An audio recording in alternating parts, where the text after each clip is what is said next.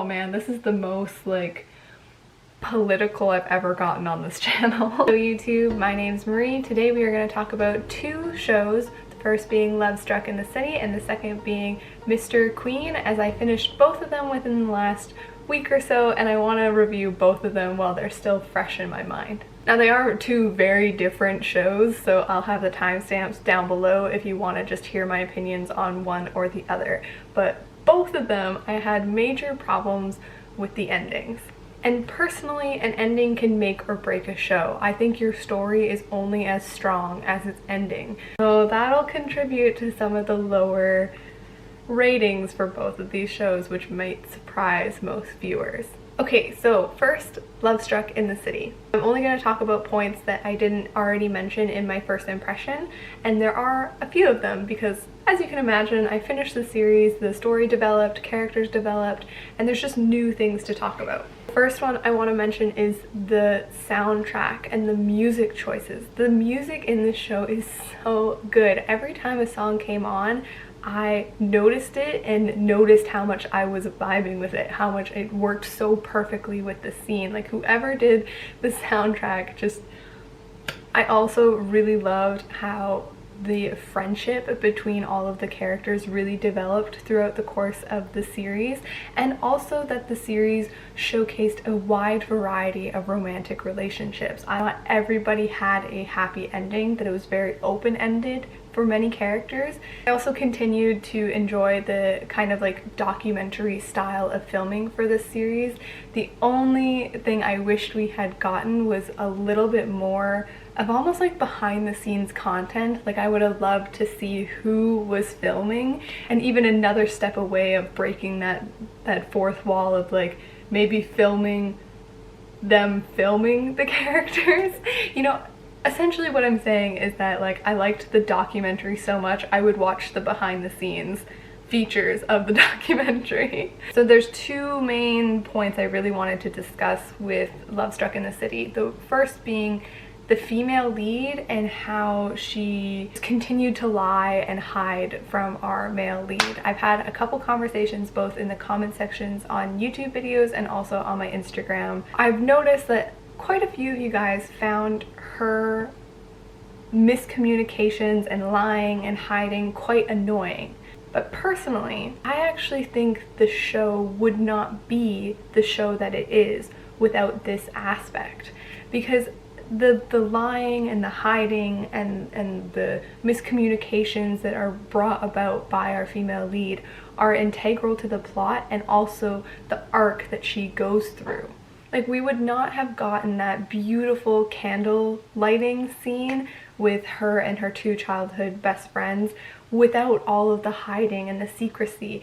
And you can tell that, like, all of those hiding, secrecy, miscommunication elements that, granted, in some shows kill a show, just take Do You Like Bronx as an example, but here they are an indication of her personal identity crisis and the development that this character goes through. Like, I couldn't imagine Love Struck in the City without this element. Also, the episodes are quite short with tight pacing, so that could contribute to why I don't really see a problem with the miscommunications in this show, because it's never dragged out too long to the point where it gets annoying, at least for me. So before I talk about my main issue with the ending of the K-drama, I'll give my overall rating being a 4 out of 5 stars. I thought it was just beautiful to watch, with endearing characters, a lovable found family aspect, and a female lead who is like perfectly flawed. Okay, so the problem I had with the ending is that it's just so disjointed. The very last episode focuses on not even secondary characters, but maybe even third or fourth tier characters. And if you've watched the show, which I'm assuming you guys have if you're watching this video, because I'm gonna have a huge spoiler tag on the thumbnail, but it's like, it's about that police officer, which is not a bad thing. Like, he is quite a likable character, and whenever I saw him in like the documentary style cuts, like, I was definitely interested. His inclusion, like him and his partner, definitely flesh out the world and make it feel really real. But like, why would you spend your conclusion, your final episode, focusing on a third or fourth tier character and their relationship with a brand new character? Like, who thinks to introduce a brand spanking new character in the finale? Who thinks of that? Who thinks to make that brand new character also so dang likable that I want a spin-off series? So as you guys can tell, it wasn't the story between the two, like the police officer and that actress, that bothered me. It was just the placement in the timeline of the episodes. I think episode 16 and episode 17 should have been switched, and just a little bit of rewriting of when our leads actually get back together, because the ending of episode 16 with, you know, them being very frank and honest with each other, getting back together and like walking off into the night with the snow falling, like that had a very satisfying conclusion to it, and that should have been the actual ending of our series, not this episode where your leads and your main characters are reduced to like plot devices, sidekicks. Like, it was just such an odd choice. Like, it was so disjointed from the rest of the series. Like, okay, now let's talk about Mr. Queen. And just like my discussion with Love Struck in the City, I will not be repeating myself too much for the things that I already mentioned in the first impression. Overall, I'm actually gonna give Mr. Queen only a 3 out of 5 stars. Why? Is the comedy, to me, while it really worked in the beginning of the series when the plot and the stakes hadn't developed very much, as the show does develop and as those stakes, you know, get higher and higher, the comedy starts to feel really misplaced. It's almost as if the writers were like writing this really intense story and then we're like, crap, this is supposed to be a K-drama. Okay, cut to the next scene, let's throw in some comedy again. Like, it wasn't natural. I would have much preferred fewer moments of comedy, but that suit the situation.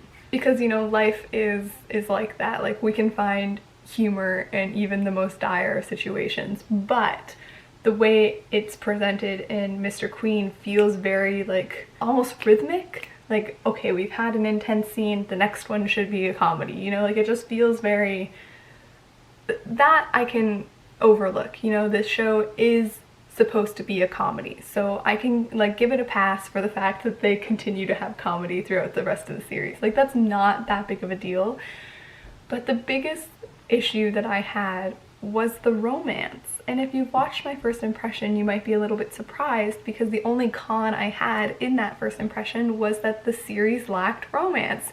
So really, they just can't make me happy. Having watched all of Mr. Queen, I would have preferred a romance not to have developed between our male lead, the Queen, and the King. I wish it had just been a really powerful friendship and mutual respect. And yes, there are aspects of the friendship and mutual respect represented in the romance. I just wish they had taken it one step further as a friendship instead of transitioning it into a romance. Because if you think about it, the fact that these two characters develop romantic feelings for each other does not change the plot at all.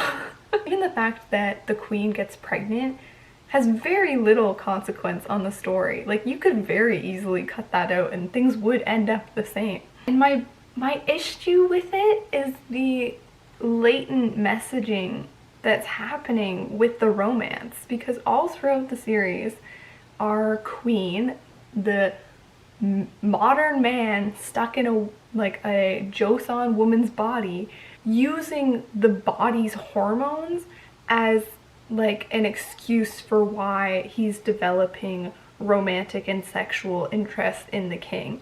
And this is presented as like normal and natural, despite him never having gay thoughts while in his birth body in the future. And my mind grabbed onto this like a dog with a bone. The messages that I think this show is putting out there is that your sex, like the chromosomes that you're born with, determine your sexual identity, and we know that that's just not true.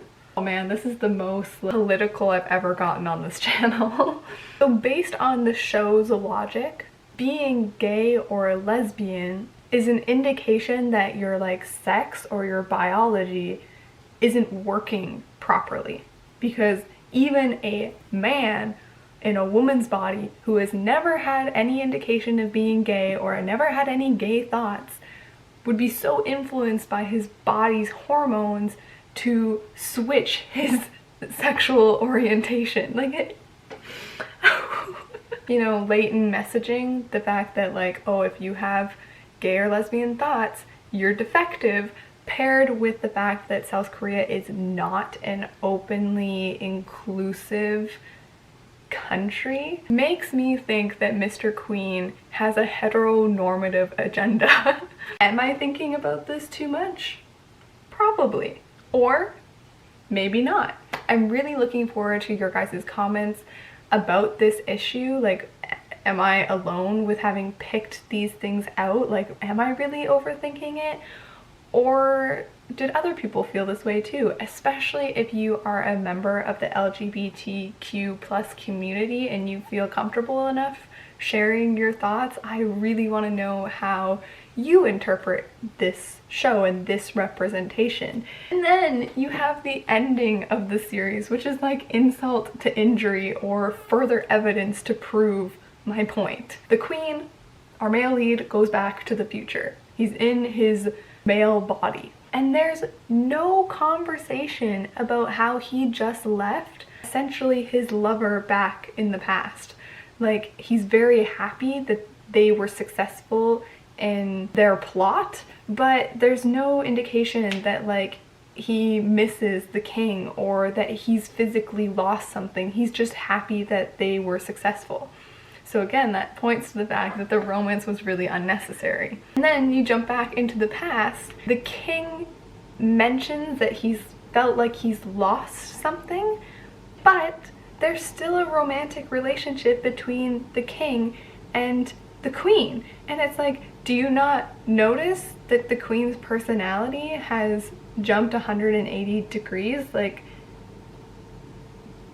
did you just not notice that? Like, again, it's like downplaying someone's personality and their identity to being the body that they're born with being the most important thing in the romantic relationship. It's just, I could not stop thinking about these elements as soon as the romance started to develop, and it kind of derailed the show for me, and hence only the 3 out of 5 star rating. Yep, that's it. Have a good day and a good night. Bye.